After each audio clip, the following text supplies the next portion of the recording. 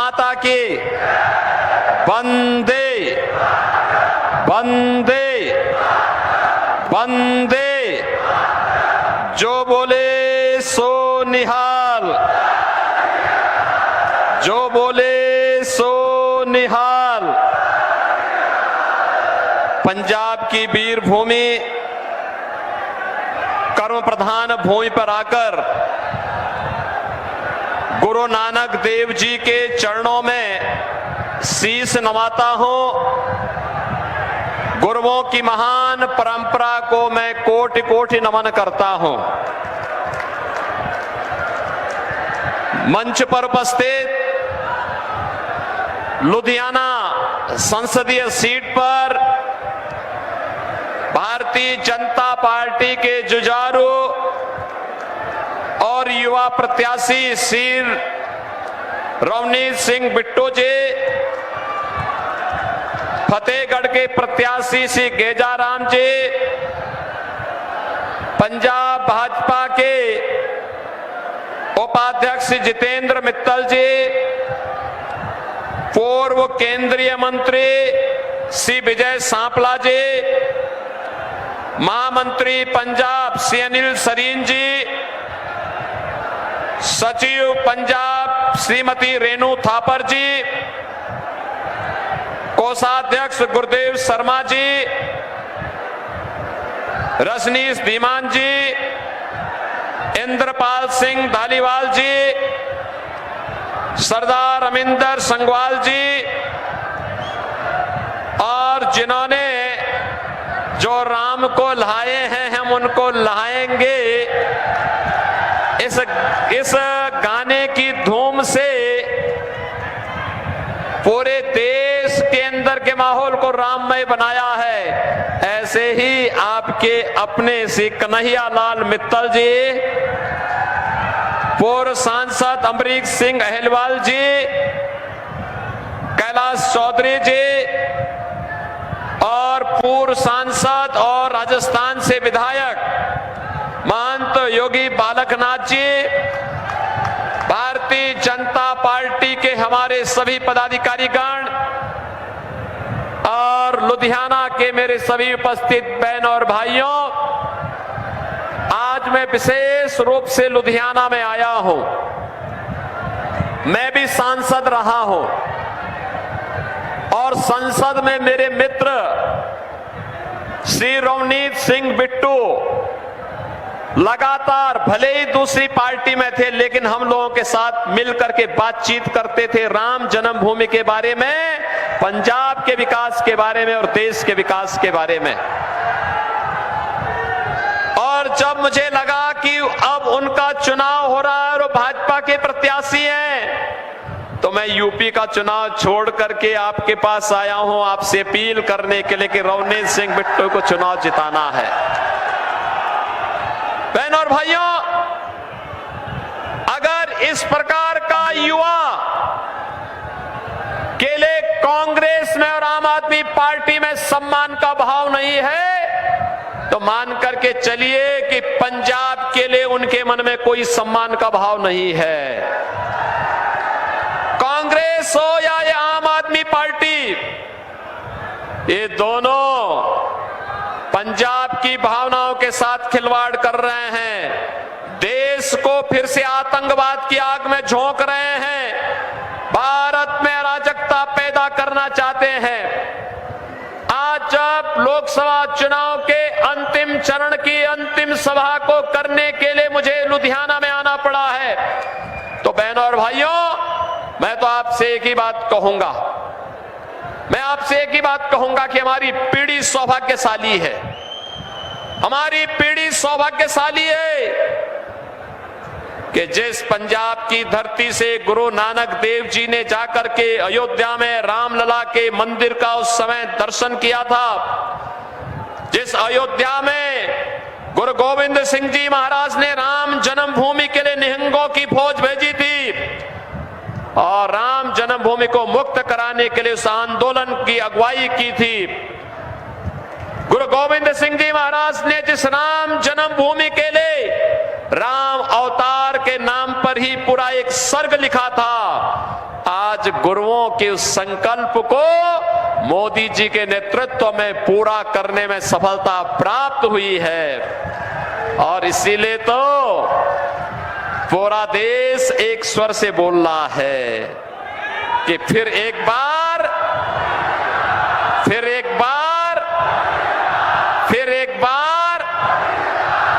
अब की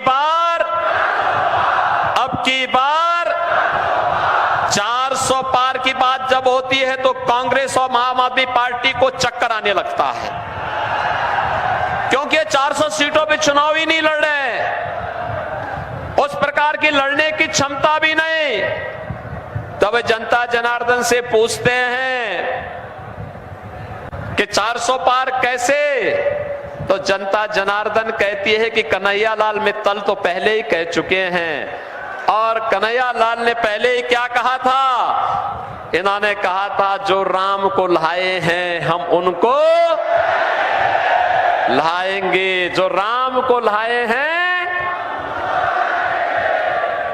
बहनों और भाइयों, अयोध्या में रामलला का भव्य मंदिर बना और कांग्रेस को सत्ता की इतनी लालसा थी, इतनी लिप्सा थी कि वह गुरु नानक देव जी की पावन स्थली करतारपुर साहब को ही भूल गए थे। मोदी जी के प्रति हम आभारी हैं कि उन्होंने करतारपुर साहब कॉरिडोर बना करके फिर से भारत के गौरव को बढ़ाया है और गुरु परंपरा को फिर से सम्मान देने का काम किया है।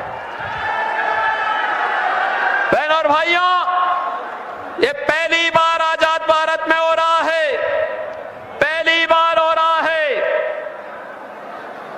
हम सब जानते हैं सनातन की ढाल भर करके गुरु तेग बहादुर जी महाराज ने अपने आप को बलिदान किया था, अपनी शहादत दी थी। गुरु गोविंद सिंह जी महाराज ने, उनके 4 साहबजादों ने, माता गुजरी ने अपने आप को इस सनातन की ढाल बन करके बलिदान कर दिया था। लेकिन कभी गुरु गोविंद सिंह जी महाराज के इन 4 साहबजादों को भारत के अंदर सम्मान कांग्रेस की सरकार ने नहीं होने दिया। हम आभारी हैं मोदी जी के। मोदी जी ने 4 साहबजादों की स्मृतियों को जीवंत बनाए रखने के लिए, सम्मान देने के लिए 26 दिसंबर की तिथि को वीर बालक दिवस के रूप में सम्मानित करने का काम किया है। आज के हमारे युवाओं के लिए एक प्रेरणा है। क्या उम्र थी? 7 साल, 9 साल, 14 साल, क्या उम्र है ये? लेकिन हिंदुस्तान के लिए, इस धर्म और देश के लिए लड़ रहे हैं।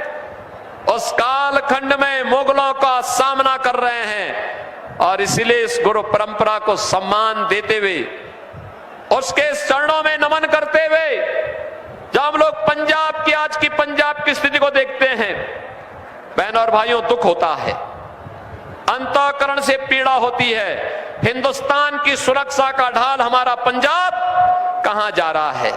ये कांग्रेस और ये आम आदमी पार्टी कहां लेकर के चली गई है?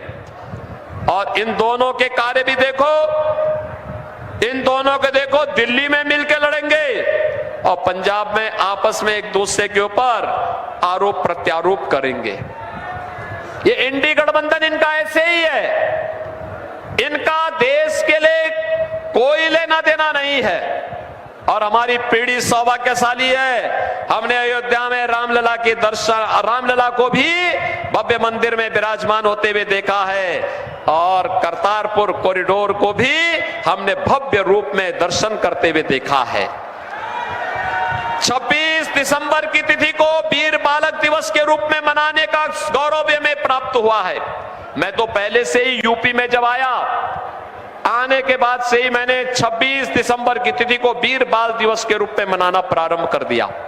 और यूपी में तो मुख्यमंत्री आवास में ही हम लोग गुरु ग्रंथ साहब को सिर में लेकर के जाते हैं, वहीं कीर्तन कराते हैं और बहनों और भाइयों, वहीं पे वीर बाल दिवस के कार्यक्रम को पूरी भव्यता के साथ आयोजित भी करते हैं।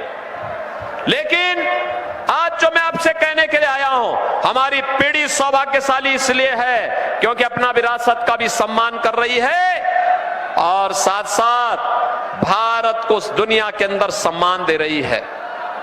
भारत की सुरक्षा को पुख्ता कर रही है। अब दुनिया का कोई देश, कोई दुश्मन भारत की सीमा का अतिक्रमण नहीं करता है। बहनों और भाइयों, अब तो जगह जगह विस्फोट नहीं होते। याद करिए, पहले अलग अलग जगहों पर, कभी दिल्ली, कभी मुंबई, कभी अहमदाबाद, कभी चेन्नई, कभी हैदराबाद, कभी अयोध्या, कभी काशी, ये जगह जगह आतंकी विस्फोट होते थे। हम जब उस समय की कांग्रेस सरकार से कहते थे कि भाई आतंकवाद से लड़ो, आतंकवादियों को मुंहतोड़ जवाब दो, तो ये कहते थे आतंकवादी सीमा पार के हैं। सीमा पार का कह करके बहाना टाल जाते थे। आज आप देखते होंगे आतंकवाद समाप्त, नक्सलवाद देश के अंदर समाप्त, मोदी जी के नेतृत्व में सुरक्षा का बेहतर वातावरण, और अब तो आतिशबाजी करते करते कभी कोई पटाखा जोर से फट जाए तो पाकिस्तान पहले सफाई देता, कहता साहब मेरा हाथ नहीं है, क्योंकि उसे मालूम है ये नया हिंदुस्तान है, छेड़ेगा नहीं, लेकिन अगर कोई छेड़ेगा तो उसको छोड़ेगा भी नहीं। और बहनों और भाइयों, आज के नए हिंदुस्तान में विकास भी है। 2 लेन, 4 लेन, 6 लेन, 12 लेन के हाईवे, रेल की नई नई मॉडल, वंदे भारत, अमृत भारत, नमो भारत के रूप में मेट्रो बन रही है। IIT, IIM, AIIMS, IIIT, NIT और वर्ल्ड क्लास यूनिवर्सिटी का एक संजाल देश के अंदर फैल रहा है। हर घर नल की योजना से हर घर को शुद्ध पेयजल उपलब्ध करवाने का कार्य है। तो बहनों और भाइयों, गरीबों के लिए 80 करोड़ लोग फ्री में राशन की सुविधा का लाभ प्राप्त कर रहे हैं। याद करिए, पाकिस्तान की कुल आबादी 23 करोड़, वह 23 करोड़ की आबादी भूख से मर रही है, और हिंदुस्तान में 80 करोड़ लोग फ्री में राशन की सुविधा का लाभ प्राप्त कर रहे हैं। पाकिस्तान की जितनी आबादी है, इससे बड़ी आबादी को मोदी जी ने 10 वर्ष में गरीबी रेखा से ऊपर खुशहाल जीवन जीने के लिए आगे बढ़ाया है। 60 करोड़ लोगों को 5 लाख रुपए का मुफ्त स्वास्थ्य कार्ड की, आयुष्मान कार्ड की सुविधा मोदी जी ने दी है। और मोदी जी ने कहा है 4 जून को फिर एक बार जब मोदी सरकार बनेगी तो बहनों और भाइयों, 70 वर्ष से ऊपर के प्रत्येक बुजुर्ग को 5 लाख रुपए प्रतिवर्ष स्वास्थ्य के लिए कार्ड उपलब्ध होगा, जिससे वह अपना परिवार का खर्चा बता सके और मुफ्त में उपचार करवा सके। किसान को किसान सम्मान निधि, हर गरीब के घर में शौचालय, और बहनों और भाइयों, हर घर में उज्ज्वला योजना का कनेक्शन भी। 4 करोड़ गरीबों के मकान बने हैं। मोदी जी ने कहा है जितने गरीब बचे होंगे इनके भी मकान बनेंगे, और अगले 5 वर्ष में सबको एक एक मकान देंगे। बहनों और भाइयों, आज तो मैं आपसे कहने के लिए आया हूं, ये विजय सांपला जी हमारे बीच में हैं। मैं पंजाब की धरती में कहना चाहता हूं, अयोध्या में रामलला विराजमान बाद में हुए, पहले अयोध्या के एयरपोर्ट का नाम महर्षि वाल्मीकि के नाम पर किया गया। इंटरनेशनल एयरपोर्ट हमने अयोध्या में बनाया, महर्षि वाल्मीकि के नाम पर एयरपोर्ट का नाम रखा। विजय सांपला जी हमारे बीच में है, इनका काशी में आना जाना है। सदगुरु रविदास जी महाराज की पावन जन्मस्थली क्षीर गोवर्धन में अक्सर जाते हैं। याद करिए, कांग्रेस की सरकार में और पहले की सरकारों में वहां की क्या दुर्दशा थी। आज आप जाएंगे, सदगुरु रविदास जी महाराज की पावन जन्मभूमि में एक भव्य और दिव्य स्वरूप आपको देखने को मिलेगा।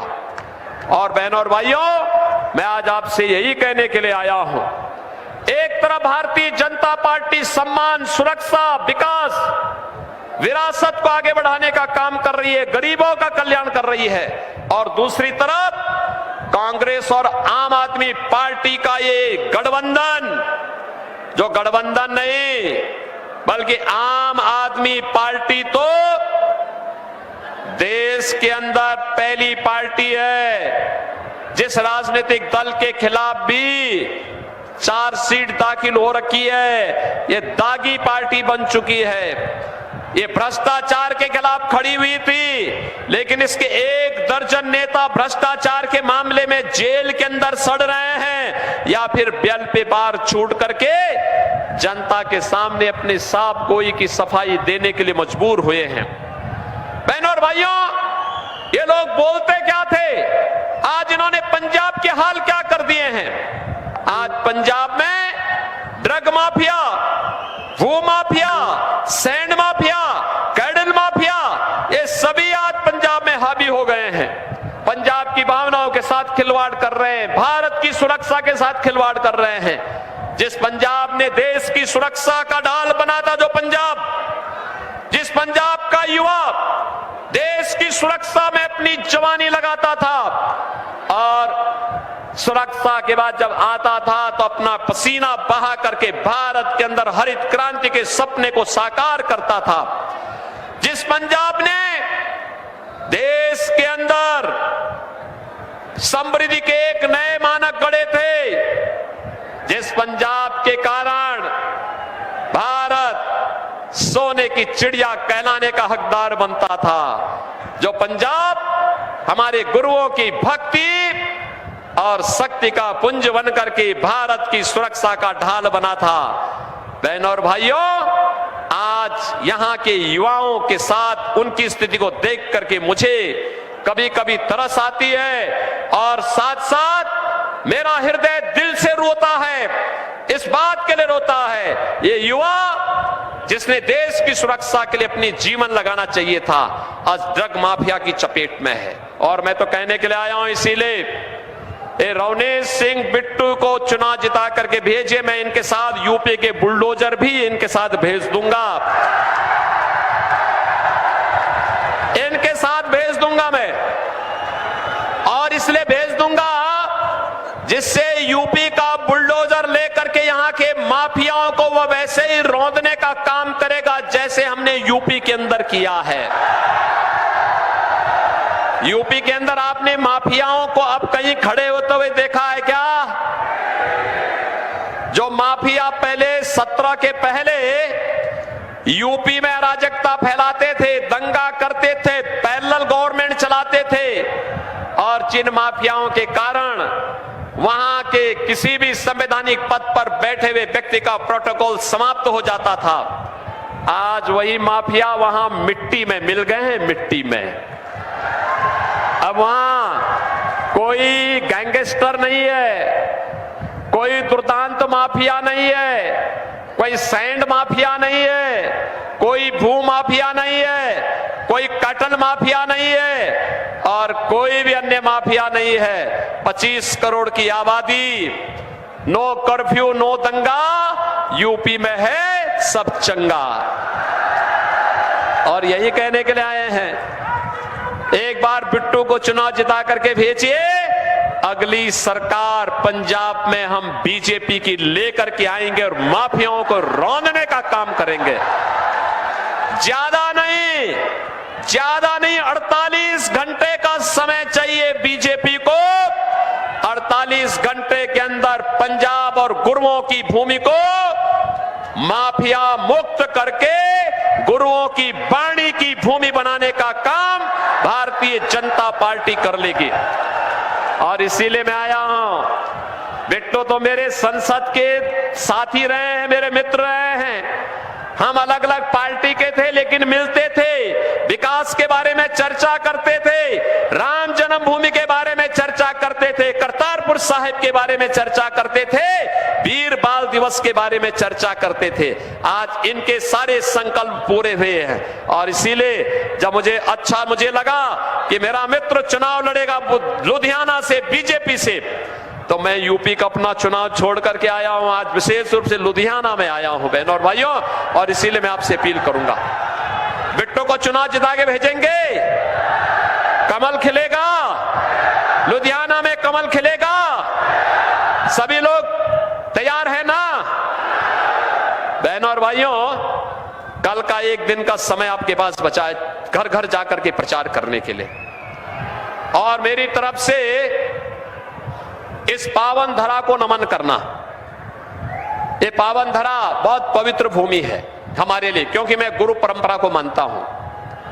और बहनों और भाइयों, मैं इसीलिए आपसे अपील करूंगा, ये भूमि, पंजाब की भूमि ने देश को बहुत कुछ दिया है, और इसीलिए मैं आपसे अपील करने के लिए आया हूं।